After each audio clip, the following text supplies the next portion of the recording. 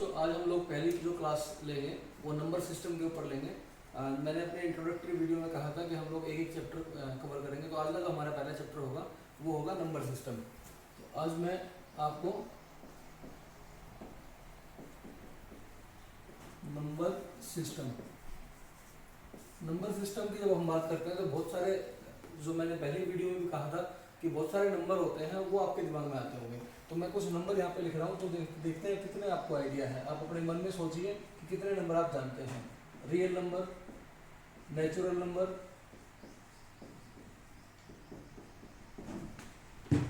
Whole number, rational number, irrational number,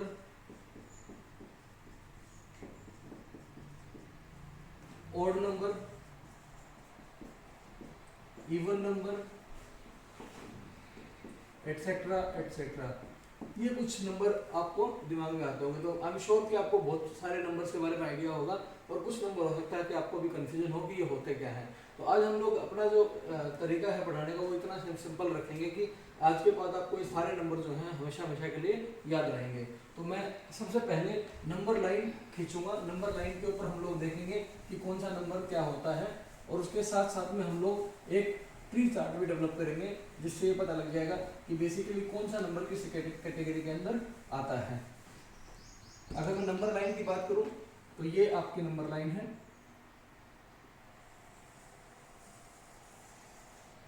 starting अगर हम 0 से करें, इधर साइड में मेरे राइट हैंड साइड में 1 2 3 4 5 6 अप टू इन्फिनिटी, ये खत्म नहीं होगा, उसके बाद चलता रहेगा। इधर देखेंगे तो -1 -2 -3 -4 -5 -6 अप टू इन्फिनिटी।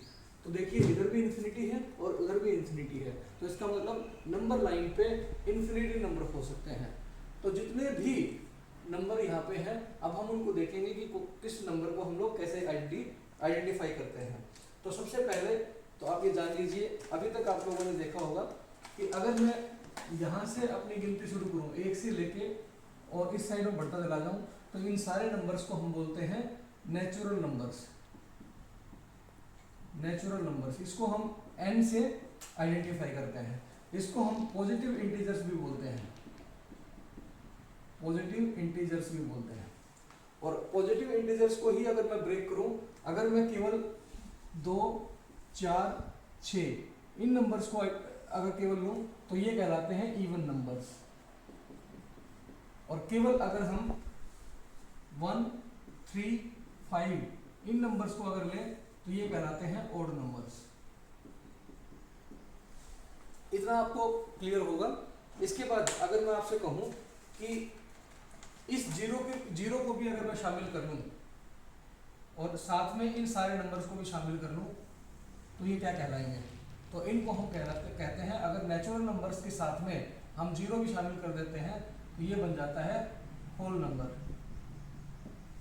इसको हम W से रिप्रेजेंट करते हैं। ये आपको क्लियर हो गया।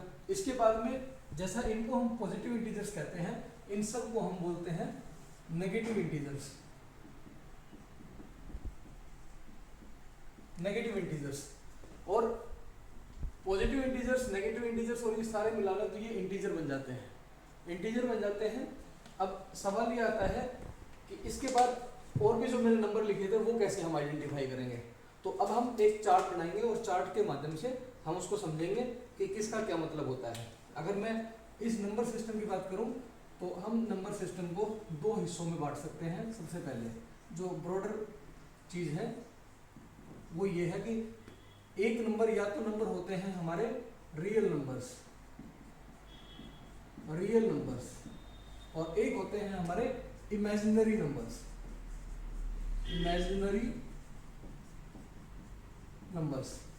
तो इन दोनों में डिफरेंस क्या होता है? सबसे पहले तो हमें ये आइडेंटिफाई करना है। तो रियल नंबर्स वो नंबर्स होते हैं जो इस नंबर लाइन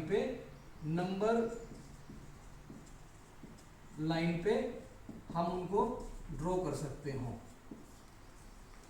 इसका मतलब इस पूरी लाइन के ऊपर में जो भी नंबर हम ड्रॉ कर सकते हैं वो रियल नंबर कहलाएंगे। इमेजिनरी नंबर्स वो होते हैं जो नंबर लाइन पे हम ड्रॉ नहीं कर सकते। एग्जाम्पल क्या है इसका, जैसे कि आपने एक सुना होगा पुरानी क्लासेस में आयोटा।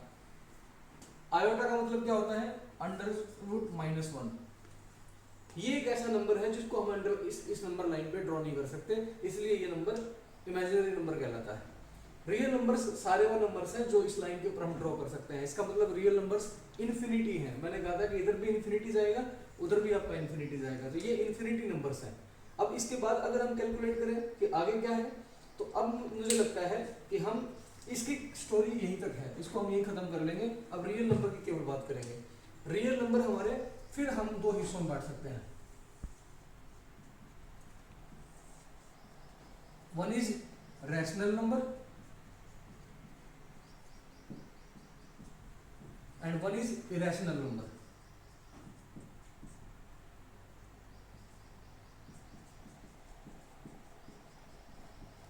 अब ये क्या है, रैशनल नंबर क्या है, इरेशनल नंबर क्या है, तो दो डेफिनेशंस है। पहली डेफिनेशन ये है कि कोई भी नंबर, अगर हम किसी नंबर को p/q की फॉर्म में लिख सकते हैं और जहां पे q हमारा 0 नहीं होगा, उसको हम बोलते हैं रैशनल नंबर। और p और q क्या है, ये दोनों हमारे इंटीजर्स हैं, ये हमारे इंटीजर्स हैं।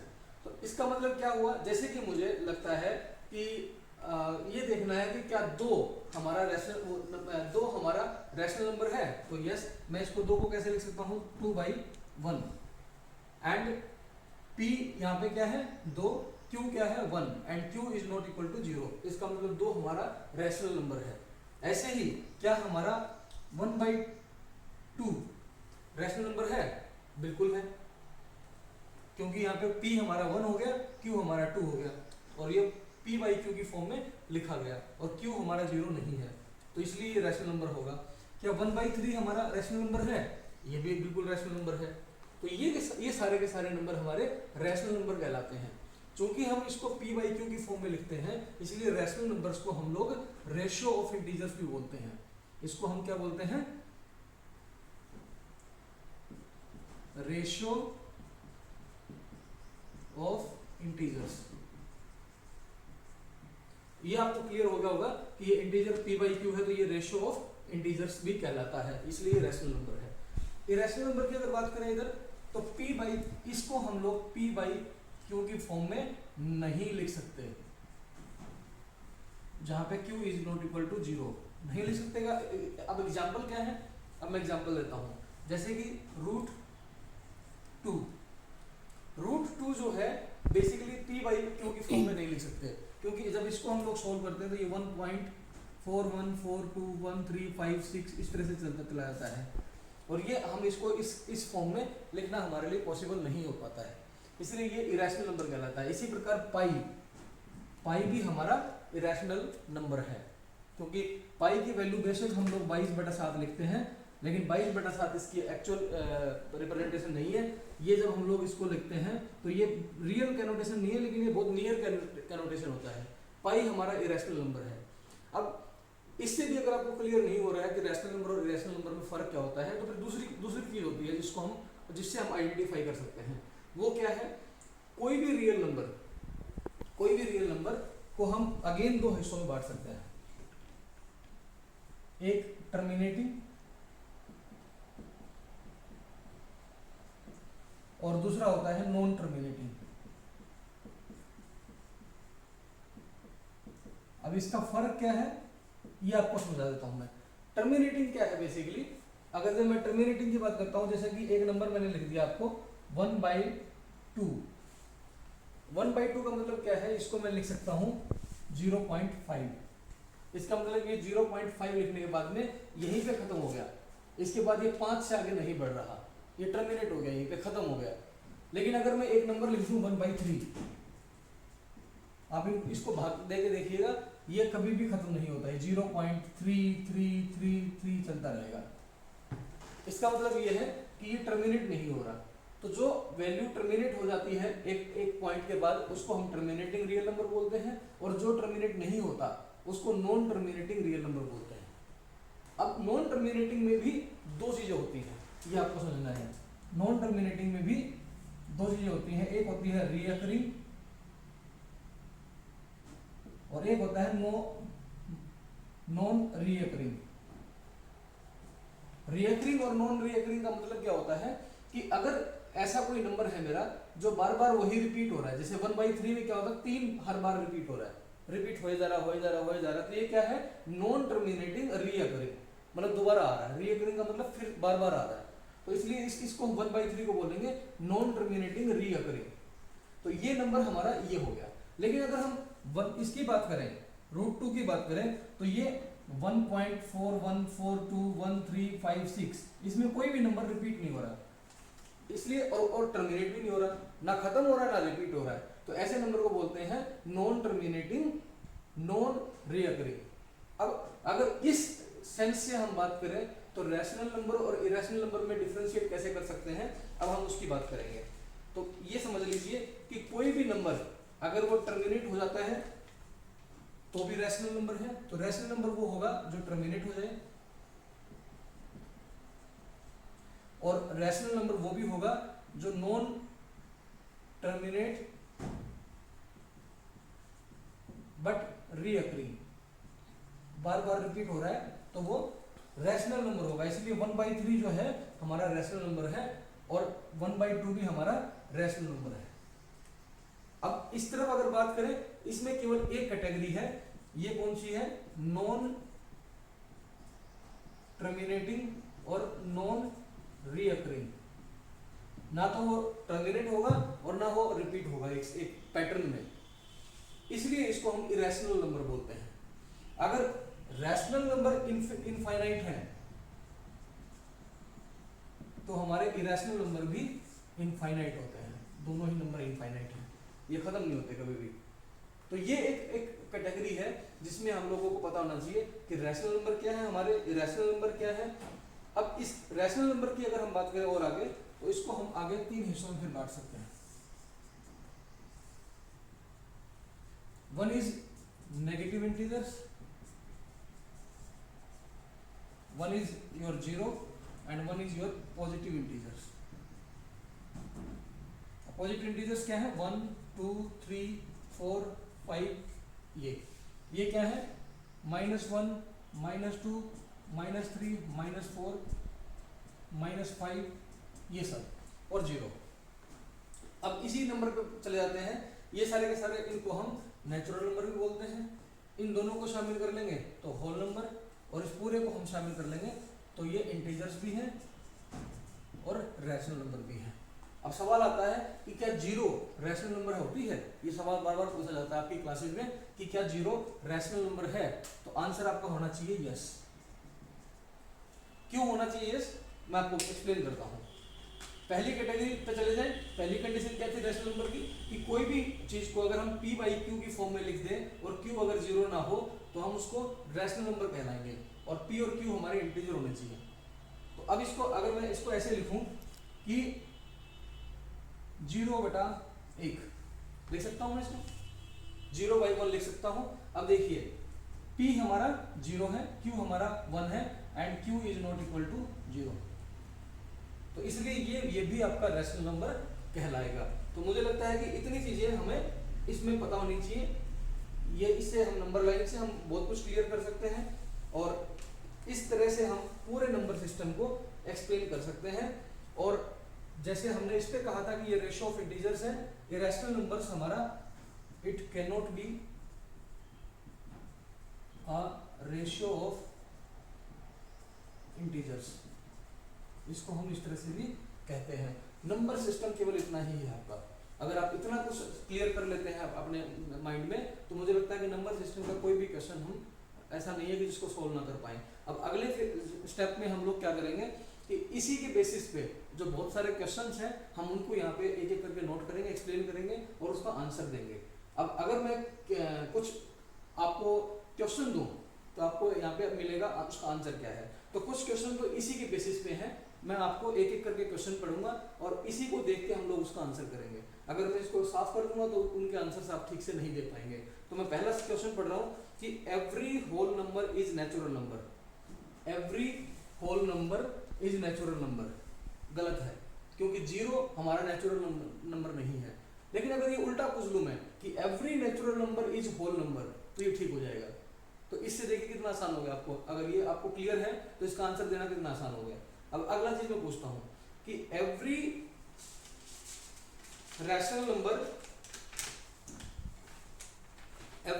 नंबर इज होल नंबर, क्या बता सकते हैं? Every rational number is whole number, ऐसा नहीं है। अगर मैं एक एग्जांपल दूं आपको 1/3, तो 1/3 क्या है? रैशनल नंबर है हमारा, 1/3 रैशनल नंबर है, लेकिन ये हमारा होल नंबर नहीं हो सकता क्योंकि ये 1/3 की फॉर्म में है। लेकिन अगर 3/1 होता तो ये होल नंबर हो जाता। उसके बाद में every integer is rational number, every integer is rational number, क्योंकि रैशनल नंबर के नीचे हमने देखिए लिखा negative integer, zero, positive integer, और ये पूरे के पूरे इंटीजर्स हैं और सारे के सारे इंटीजर हमारे रैशनल नंबर हो सकते हैं, बिल्कुल आसान है ये। उसके बाद में every rational number is integer, अब उल्टा कर लेते हैं, every rational number is integer. अब ये गलत हो जाएगा, क्यों? क्योंकि अगर मैं एक एग्जांपल दूं 3/5, 3/5 ये रैशनल नंबर है लेकिन ये इंटीजर नहीं है क्योंकि ये कंप्लीट नहीं है, तो इसलिए ये आंसर फॉल्स हो जाएगा। अब अगर मैं पूछूं आपसे कि every irrational number is real number, गलत, क्योंकि रियल नंबर में हमारे रैशनल नंबर भी है और इरेशनल नंबर भी है। तो every real number can not be irrational number, but every irrational number will be real number, every rational number will be real number. लेकिन ये उल्टा नहीं हो सकता कि every real number is rational number, ये भी गलत हो जाएगा क्योंकि रियल नंबर में रैशनल नंबर भी है और इरेशनल नंबर भी है। उसके बाद में every point on number line is of the form of root m, every point on this number line is in the form of root m where m is the natural number। ये भी आपका गलत होगा क्योंकि negative number cannot be a square root of natural number, negative number cannot be a square root of natural number, क्योंकि हमारे इस number line पे नेगेटिव नंबर भी है, तो स्क्वायर, ये स्क्वायर रूट है, तो स्क्वायर रूट के अंदर नेगेटिव नंबर नहीं आ सकता, इसलिए every number on number line cannot be a natural number. उसके बाद में एवरी रियल नंबर इज, ये मैं बता चुका हूं, all square root of all positive integers are irrational. All, जैसे कि इसकी बात कर रहे हैं कि all square root of all positive integers, positive integers क्या है हमारे 1 2 3 4 5। मैंने जैसे कहा कि √2 irrational number, √3 irrational number, √5 irrational number, लेकिन क्या सारे square root of positive integers हमारे इरेशनल नंबर होंगे? आंसर इज नो, क्योंकि √4 क्या है? √4 is 2 and 2 can not be irrational number, 2 is rational number. तो some of the positive integers के जो स्क्वायर रूट है वो हमारे इरेशनल हो सकते हैं, सभी पॉजिटिव इंटीजर्स के स्क्वायर रूट जो है इरेशनल नहीं हो सकते। तो ये सब सवाल आपको क्लियर होने चाहिए। एक सवाल और पूछा जाता है कि does rational number have a unique representation in the form of p/q?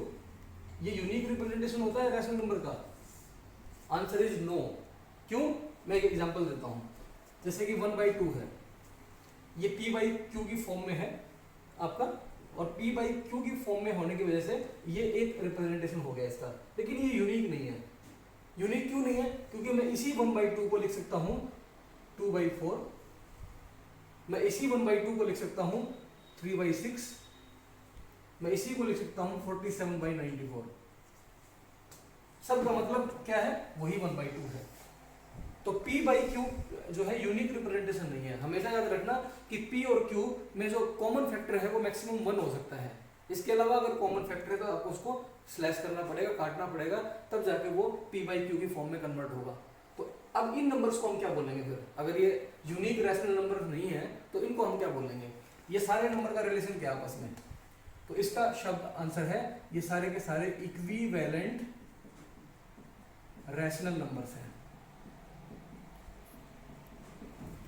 जो रैशनल नंबर जैसे दिखते हैं और इक्विवेलेंट है उनके, लेकिन ये यूनिक रिप्रेजेंटेशन नहीं है। तो इतनी ही चीजें आपको नंबर सिस्टम में जाननी है। इसके बाद अगला जो स्टेप लेंगे हम लोग, उसमें जो कुछ क्वेश्चंस हैं उनको टेकअप करेंगे और उनके आंसर्स करने की कोशिश करेंगे। एंड आई होप कि सारी बातें आपको क्लियर होंगी। मैं एक बार क्विक 1 मिनट में इन सबको रिवाइज कर देता हूँ कि नंबर सिस्टम में नंबर लाइन होती है। नंबर लाइन में इधर आपके पॉजिटिव इंटीजर्स हैं, उनको हम 1 से लेके 2 3 4 5 6 इनको नेचुरल नंबर बोलते हैं, पॉजिटिव इंटीजर बोलते हैं। इसकी फर्दर जो क्लासिफिकेशन है वो इवन नंबर, ऑड नंबर है। अगर हम इसमें 0 शामिल कर लेते हैं तो 0 के साथ में 1 2 3 4 5 ये सारे मिलके होल नंबर बनते हैं। इधर हमारे नेगेटिव इंटीजर्स हैं, ये एक नंबर लाइन का रिप्रेजेंटेशन है। अगर फिर फर्दर हम इसको नंबर सिस्टम को ट्री चार्ट से समझना चाहें तो क्या है कि 2 हिस्से होते हैं, एक इमेजिनरी नंबर, एक होता है रियल नंबर। इमेजिनरी नंबर वो जो नंबर लाइन पे ड्रॉ नहीं कर सकते, मतलब उनको हम आइडेंटिफाई नहीं कर सकते। रियल नंबर वो जो नंबर लाइन पे आ सकते हैं, इसलिए नंबर लाइन को हम रियल नंबर लाइन भी बोलते हैं, इसको रियल नंबर लाइन भी बोलते हैं। इसके बाद इसको हमने 2 हिस्सों में बांटा है, रैशनल नंबर, इरेशनल नंबर। कोई नंबर रैशनल है या इरेशनल है, 2 तरीके से हम लोग उसको आइडेंटिफाई कर सकते हैं। नंबर 1 p/q की फॉर्म में है या नहीं है, अगर है तो रैशनल, p/q की फॉर्म में रिप्रेजेंट नहीं कर सकते तो इरेशनल। दूसरी कैटेगरी क्या है, रियल नंबर में टर्मिनेटिंग हो सकते हैं, नॉन टर्मिनेटिंग हो सकते हैं। नॉन टर्मिनेटिंग अगेन 2 कैटेगरी है, रिकरिंग हो सकते हैं, नॉन रिकरिंग हो सकते हैं, मतलब बार बार रिपीट हो सकते हैं, बार बार रिपीट नहीं हो सकते हैं। और नॉन टर्मिनेटिंग मतलब जो टर्मिनेट नहीं होते हैं, खत्म नहीं होते, कभी भी चलते रहते हैं। इसको भी अगर हम बात करें तो रैशनल नंबर हमारे टर्मिनेट होते हैं और नॉन टर्मिनेट रिकरिंग भी हो सकते हैं। तो ये 2 कैटेगरी अगर है तो रैशनल नंबर कहलाएंगी। अगर वो नॉन टर्मिनेटिंग नॉन रिकरिंग है तो वो इरेशनल नंबर कहलाएंगी। रैशनल नंबर को हम फर्दर 3 हिस्सों में बांट सकते हैं, negative integers, 0 and positive integers. Again उसी को हमने फिर natural number, whole number, integers के रूप में लिखा है। 0 हमारा रैशनल नंबर है, ये हमेशा याद रखना आपको, क्योंकि हम इसको p/q की फॉर्म में लिख सकते हैं। ये सारी की सारी चीजें हमने आज के चैप्टर में अभी तक की है। इसके बाद हम इसमें कुछ क्वेश्चंस करेंगे।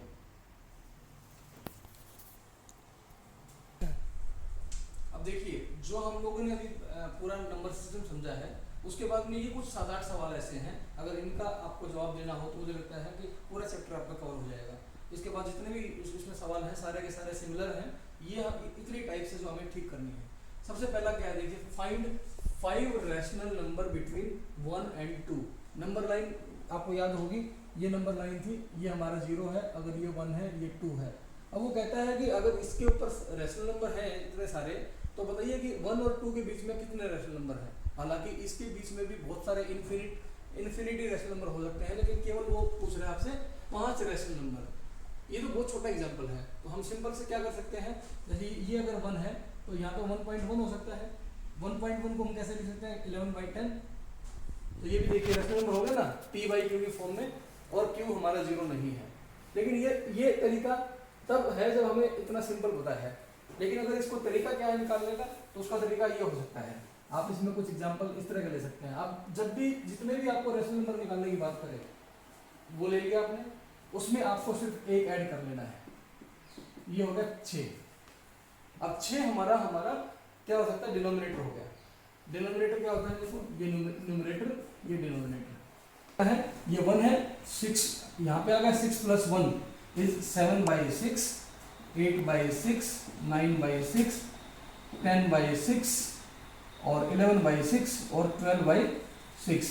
अब 12/6 क्या है, 2, और 6/6 क्या था, 1।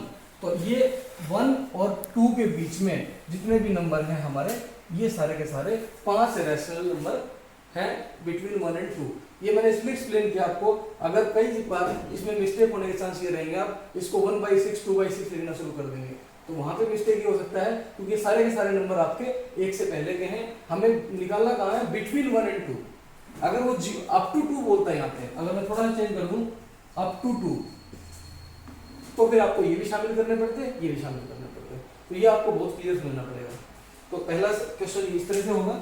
दूसरा क्वेश्चन अगर हम बात करें, locate √2 and √3 on number line. अब इसको कैसे कर सकते हैं, ये देखिए, जैसा मैंने बताया था कि √2, √3 क्या है, इरेशनल नंबर है। अगर रैशनल नंबर लाइन पे हो सकते हैं, तो इरेशनल नंबर भी नंबर लाइन पे हो सकते हैं, क्योंकि रियल नंबर दोनों होते हैं, रैशनल नंबर भी और इरेशनल नंबर भी, और दोनों के दोनों नंबर लाइन पे हमारे आ सकते हैं। अब ये कैसे होगा, देखिए, सबसे पहले आपको क्या करना होगा, एक एक का ब्लॉक लेना पड़ेगा। देखिए ये 0, ये 1, ये 2, आगे 3। अब इसको हमें क्या करना है कि इसको 1 यूनिट मान लेना है। 1 यूनिट इसको मान लिया हमने। अगर ये 1 है तो इतना ही हमें यहाँ पे भी 1 लाइन ले लेनी है। तो ये भी 1 है, ये भी 1 है। तो रैशनल नंबर के बारे में एक इंटरेस्टिंग स्टोरी ये भी है कि पाइथागोरियंस जितने भी, पाइथागोरस थ्योरम आपने पढ़ी होगी कि कैसे हम लोग इसको आइडेंटिफाई करते हैं। तो इसको जब आइडेंटिफाई कर लिया तो पाइथागोरियंस ने ही सबसे पहले रैशनल नंबर्स को आइडेंटिफाई किया था नंबर लाइन पे। तो अगर ये 1 है, ये 1 है, तो ये डायगोनल कितना हो जाएगा आपका √2। और √2 ही हमको ढूंढना है किस पे, इस नंबर लाइन पे। लेकिन वो यहां तो नहीं हो सकता, वो होगा इस लाइन पे।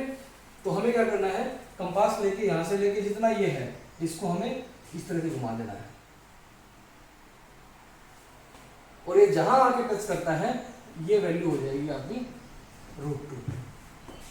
√2 क्या है बेसिकली 1.4142। तो अब देखिए ये 1 से आगे ही है 1.4।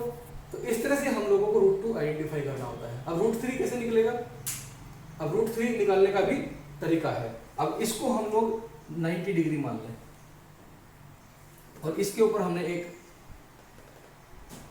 ये भी खींच दिया, ये 90 डिग्री है। अब जब इसको हम बेस मान लेंगे और इसको हम हाइट मान लेंगे तो अब आपका नया डायगोनल ये डेवलप हो जाएगा। जब ये नया डायगोनल डेवलप हो जाएगा तो अब देखिए पाइथागोरस क्या कहती है, अगर हमें ये x निकालना है तो x क्या होता है आपका √2 का होल स्क्वायर, मतलब बेस का स्क्वायर प्लस हाइट का स्क्वायर और उसका अंडर रूट। ये पाइथागोरस थ्योरम कहते हैं। क्योंकि वो √2 हमने कैसे निकाला था, ऐसे निकाला था कि √2 अगर हमारा उस टाइम पे x था तो इसका 1 का स्क्वायर प्लस इसका 1 का स्क्वायर उसका अंडर रूट, 1 + 1 2, ये √2 आया था। इस तरह से √2 आया था। और इसी प्रकार से हमें अब ये x निकालना है। तो √2 का स्क्वायर कितना होगा 2, 1 का कितना होगा 1 और इसका अंडर रूट ये हो जाएगा √3। तो आपका ये निकल के आ गया √3। अब √3 जब ये निकल के आ गया तो आपको अब कंपास यहाँ रखना है और पहले हमने O से लेके A तक रेडियस मानते हुए ये सर्कल लगा दिया था। अब हमें O से लेके B तक सर्कल रेडियस लेके और ये घूम के यहाँ पे गिरेगा। तो ये हमारा √3 हो जाएगा। तो इस प्रकार हम लोग लोकेट √2, √3 और नंबर लाइन सिस्टम, इस तरह के जो सवाल होते हैं उनका आंसर हमको इस तरह से करना होता है। एंड आई होप कि आपको बहुत क्लियर हुआ होगा। इसके बाद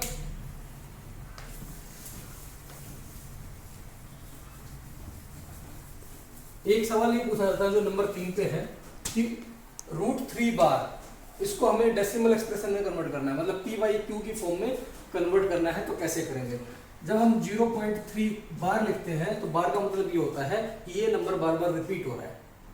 इसको हम और भी कैसे लिख सकते हैं 0.3333 इस तरह से भी लिख सकते हैं। इसको हम और कैसे लिख सकते हैं 0.33 बार भी लिख सकते हैं क्योंकि 3 के बाद फिर 3 रिपीट हो रहा है। तो इस तरह से भी हम लोग इसको डेवलप कर सकते हैं। अब देखिए इसको हमें एक्सप्लेन कैसे करना होता है। हम मान लेते हैं कि x = 0.3 बार। अब आपको ये देखना कि जितने नंबर पे बार लगा होता है, मतलब जो नंबर जितनी बार रिपीट होता है हमें उसको उतने ही टाइम उससे मल्टीप्लाई कर देना है। अगर एक बार रिपीट हो रहा है तो 10 से, 2 बार रिपीट हो रहा है तो 100 से। मैं एग्जांपल दूसरा दूंगा, जैसे ये 1.27 के ऊपर दोनों में बार है तो बार कितने नंबरों पे है 2 नंबरों पे। तो इसको मतलब हमें 100 से मल्टीप्लाई करना पड़ेगा, मतलब 2 जीरो चाहिए हमें। अगर 2 बार है 2 जीरो, तो हमें क्या करना है देखना कि 1.27 के आगे अगर 2 बार है तो 2 जीरो चाहिए। अगर 1 बार है तो हमें 1 जीरो मतलब 10 से मल्टीप्लाई करना है। तो इसको कैसे करेंगे, अगर मान लिया हमने x = 0.3 बार, अब इसको 10 से मल्टीप्लाई कर दिया, 10x = इसको अगर 10 से मल्टीप्लाई करेंगे तो ये बन जाएगा 3.3 बार। क्यों, क्योंकि इसको हम लिख सकते हैं इस तरह से और 10 से मल्टीप्लाई करेंगे तो इसको लिख देंगे 3.3333 इस तरह से लिख देंगे। और इसको हम कैसे कर सकते हैं 3.3 बार, इसके ऊपर बार लगा दिया, इन सबको हटा दिया। तो ये सिंपल हो गया। अब इसमें क्या करेंगे हम लोग, अब दो इक्वेशन आ गई हमारे पास, और आप लोगों को पता है कि इक्वेशन कैसे सोल्व करनी है। इसमें से ये माइनस कर देंगे, मतलब 2 में से 1 माइनस कर देंगे। 2 में से 1 माइनस कैसे करेंगे, तो 10x में से x गया तो 9x, उसके बाद में 3.3 बार में 0.3 बार गया तो 3 बार कैंसिल आउट हो जाएगा, और 3 में 0 3 बच जाएगा। अब x इक्वल टू हो गया आपका 3/9, और इसको हम आगे इसको सोल्व करेंगे तो 1/3। तो ये 1/3 को हम 0.3 बार को हम 1/3 लिख सकते हैं। और आपको याद है कि 1/3 को जब हम डिवाइड करते हैं तो यही आएगा 0.33333। तो ये आपका क्रॉस वेरिफिकेशन भी हो गया। लेकिन ये बहुत सिंपल एग्जांपल है। अब इसको अगर हमें कन्वर्ट करना हो तो 1.27 को कैसे करेंगे, देखिए। इसको मान लिया हमने x, अब मुझे पता है कि 2 के ऊपर बार है तो 100 से मल्टीप्लाई करना है, तो ये हो जाएगा 100x इक्वल टू 127.27 बार। क्योंकि इसको मैं कैसे लिख सकता हूँ 1.2727 बार, ये भी लिख सकता हूँ इसको। जब 100 से मल्टीप्लाई कर देंगे तो ये डॉट यहाँ से उठ के यहाँ चला जाएगा, तो 127.27 बार। अब इसको हम माइनस कर देते हैं, तो इसमें से ये माइनस गया तो 99x, और इसमें से ये माइनस चला गया तो 126। 127 में से गया 126, और ये कैंसिल आउट हो गया, और x इक्वल टू हो जाएगा आपका 126 डिवाइड बाई 99। 3 से कैंसिल भी हो रहा है, 3 चौके 12, 3 दूनी 6।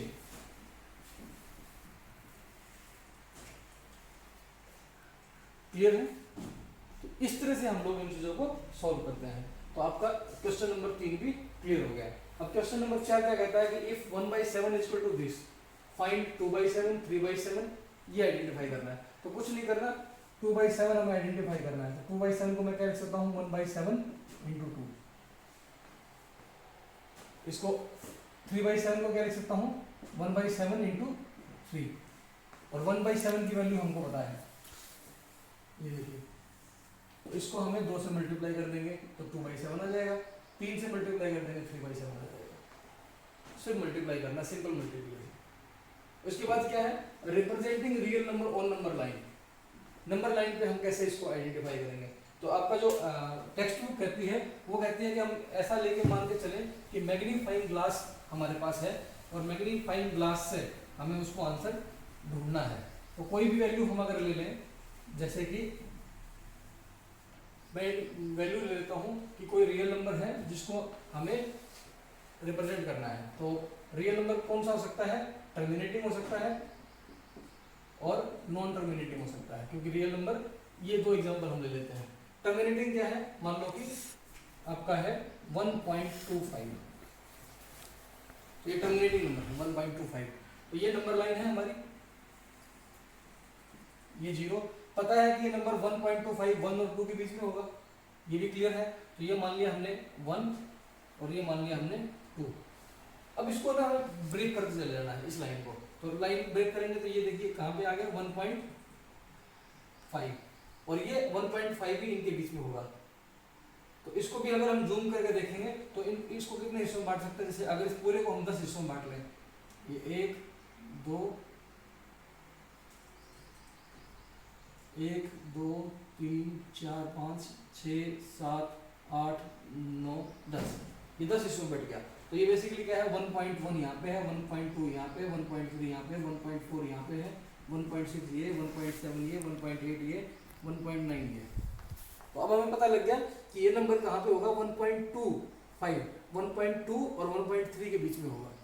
तो इस नंबर को फिर हम मैग्नीफाई कर दें, यहाँ इस जगह को मैग्नीफाई कर दें, मतलब शीशा लेके बैठे इसको और जूम कर दें। तो जूम बन के ये क्या आएगा, ये अगर आपका 1.2 है और ये 1.3 है, तो अगेन इसको फिर हम दो हिस्सों में बांट सकते हैं, 10 हिस्सों में बांट सकते हैं। ये हो जाएगा 1.1 2 3 4 5 6 7 8 9 और 10। ये क्या होगा 1.21 1.22 1.23 1.24 और ये 1.25। इसका मतलब ये नंबर यहाँ पे एग्जिस्ट करता है। इस तरह से हम लोग इनको आइडेंटिफाई कर सकते हैं। ये बहुत सिंपल होता है। इसी प्रकार आप नॉन टर्मिनेटिंग नंबर्स को भी बेसिकली जूम करते चले जाएंगे और ये सिंप्लीफाई होता चला जाएगा। इसके बाद अगला जो है रैशनलाइजिंग द डिनोमिनेटर, ये बहुत इंपॉर्टेंट है। इसको भी हम लोग अभी बहुत अच्छे तरीके से समझेंगे कि इसका मतलब क्या होता है। सबसे पहले तो इसका मीनिंग आपको पता होना चाहिए। मीनिंग क्या कहता है कि रैशनलाइजिंग द डिनोमिनेटर, देखिए 1/2 प्लस √3, आप सब जानते हैं कि √3 इरेशनल नंबर है। अगर ये इरेशनल नंबर है तो इरेशनल नंबर में हम बेशक रेशनल नंबर भी जोड़ देंगे तो ये पूरा का पूरा वैल्यू आपका इरेशनल बन जाएगा, क्योंकि ये खत्म ही नहीं हो रहा, नॉन टर्मिनेटिंग नॉन रिकरिंग है।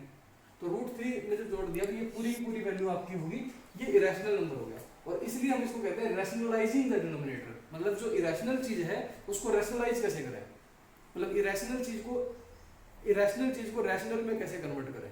तो इसका सबसे बड़ा तरीका होगा, जब भी आपको ये लाइन मिले कि रैशनलाइजिंग द डिनोमिनेटर, इसमें आपको क्या करना था, जो नीचे वैल्यू रखी हुई है उसका बिल्कुल अपोजिट, मतलब अगर यहाँ प्लस है तो माइनस, अगर माइनस है तो प्लस, इसको हम इसी वैल्यू को 2 माइनस √3 डिवाइडेड बाय 2 माइनस √3 कर सकते हैं।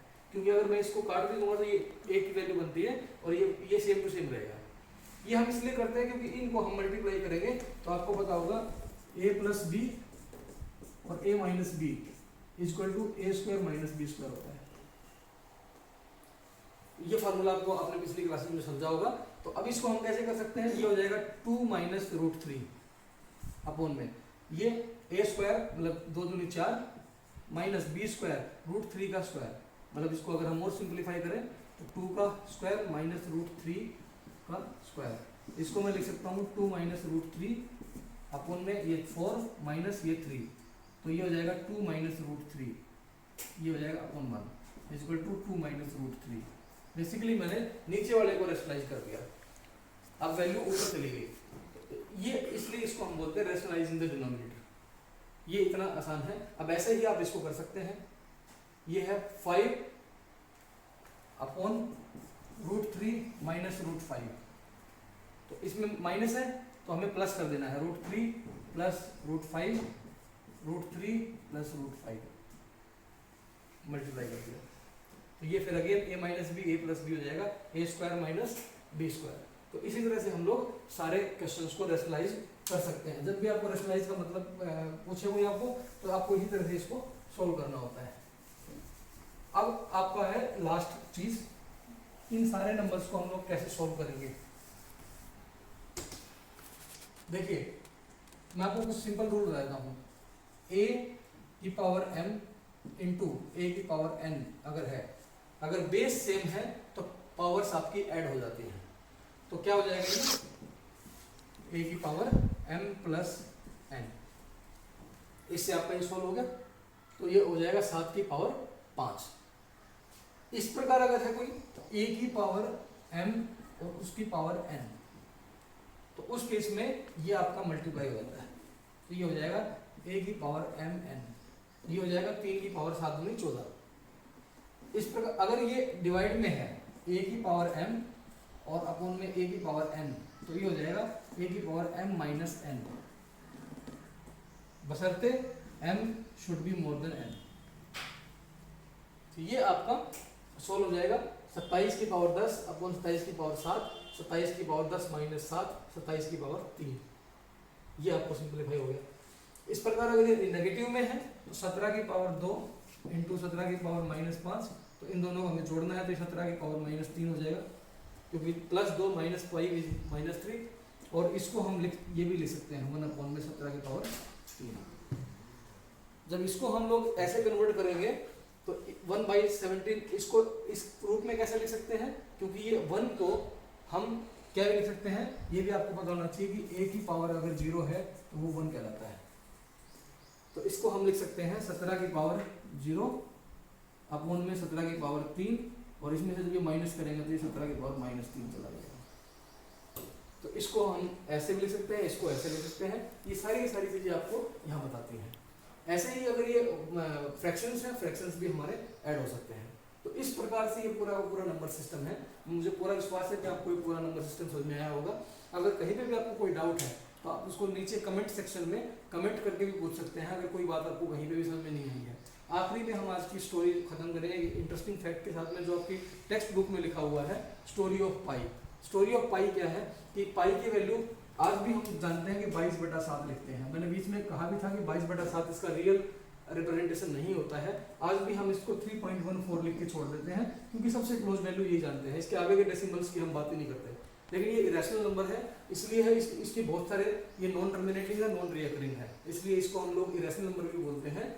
लेकिन आपको इसकी स्टोरी में बताता हूँ। सबसे पहले इसके ऊपर जो बात की थी वो आर्किमिडीज ने बात की थी। तो आर्किमिडीज ने कहा था कि इसकी वैल्यू जो है कहीं ना कहीं जो है, आपको मैं उसने जो सबसे पहले क्लोज आर्किमिडीज ने क्या कहा था कि पाई की वैल्यू जो है वो कहीं ना कहीं बीच में आती है 3.142857 और 3.140845, इसके बीच में कहीं एग्जिस्ट करती है। ये सबसे पहले आर्किमिडीज ने बताया था। उसके बाद में हमारे जो मैथमेटिशियन है आर्यभट्ट, उन्होंने इसको 4 डेसिमल तक इसको क्लियर कर दिया था। उन्होंने कहा था कि इसकी वैल्यू 3.1416 मानी जाएगी। लेकिन आज कंप्यूटर्स का ज़माना है, और जब सुपर कंप्यूटर्स पे भी हम इसको आइडेंटिफाई करते हैं पाई, तो आज भी हम लोग इसको 1.24 ट्रिलियन डेसिमल्स तक जा चुके हैं। लेकिन इसके बाद भी इसकी एग्जैक्ट वैल्यू तक हम नहीं पहुंचे हैं, इसलिए हम इसको आज भी इरेशनल नंबर कहते हैं। यही सारा आपका नंबर सिस्टम था। मुझे पूरी उम्मीद है कि आपको पसंद आया होगा। बहुत बहुत धन्यवाद।